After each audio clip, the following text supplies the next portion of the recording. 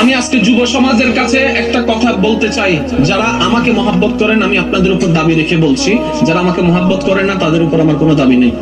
আল্লাহর পথে আসার ইচ্ছা আছে না নাই? আছে। এই পর্যন্ত যেভাবে জীবন কাটাইছেন, তর্ক করার দরকার নেই, নিজেকে প্রশ্ন করবেন। এই পর্যন্ত, এই বয়স পর্যন্ত, এখন পর্যন্ত, এই 11:30 পর্যন্ত যেভাবে জীবন কাটাইছেন, স্কুলে, কলেজে, মোবাইলে, ভার্সিটিতে, এখানে সেখানে, বন্ধু বান্ধব, যেভাবে জীবন কাটাইছেন, সে নিজের বুকের মধ্যে হাত রেখে বলেন তো আই এম হ্যাপি। একজন বলেন আই এম হ্যাপি।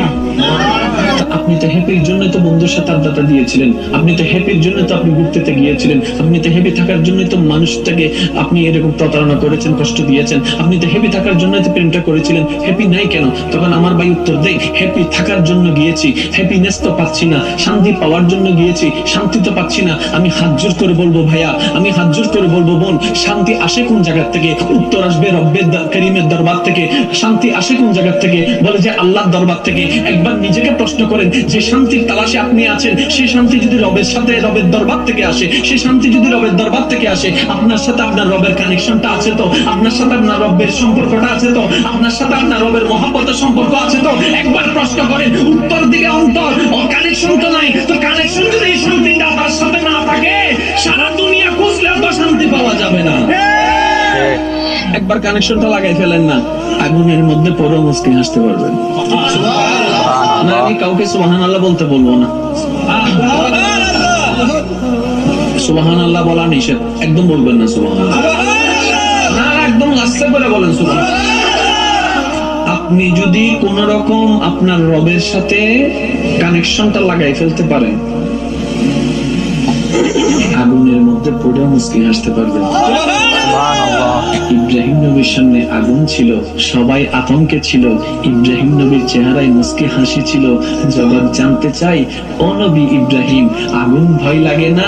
তখন ইব্রাহিম উত্তর দেয়, আমি আগুনকে ভয় পাবো কোন দুঃখে? আমি তো আগুনের স্রষ্টার প্রেমে পাগল হয়ে আছি, পাগল হয়ে আছি।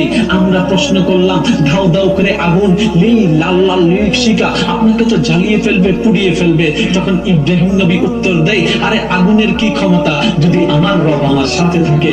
আগুনের কি ক্ষমতা? আমার রব যদি আমার সাথে থাকে, তাহলে এই সিচুয়েশনে ইব্রাহিম নবীর চেহারায় কোনো পেরেশানি নাই। আপনি আমি হলে 3-4 বার স্ট্রোক করে ফেলতাম। ব্যাপারটা কি? ইব্রাহিম নবী বলে, আমার তাওয়াক্কুলটা আমার সেই রবের উপরে, যেই রব কোটি ছাড়া এই বিশাল আসমানকে ছাদ বানাই রেখেছেন। বলেন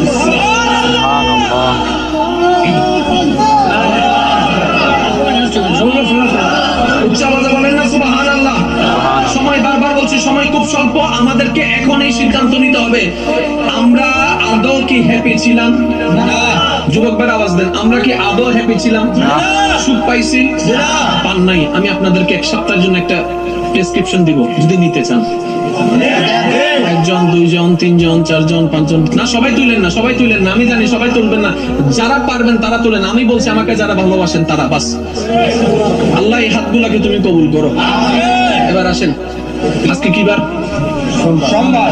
জোরে বলেন সোমবার। সোমবার তো শেষ, কালকের থেকে মঙ্গলবার, ঠিক না? কালকে মঙ্গলবার থেকে পরের মঙ্গলবার পর্যন্ত 1 সপ্তাহ পারবেন?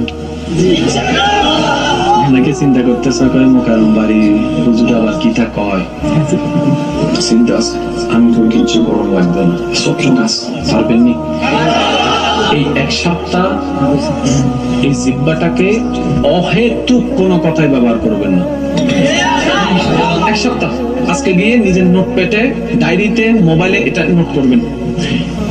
স্ক্রিন সেভারের মধ্যে একটা কাজ লিখবেন, একটা কাগজে লিখবেন, বেশি কথা বলা যাবে না 1 সপ্তাহ। ছবি তুলে এটা স্ক্রিন সেভারে দিয়ে রাখবেন মোবাইলে, কারণ স্বাভাবিক মানুষ ভুলে যেতেও পারেন।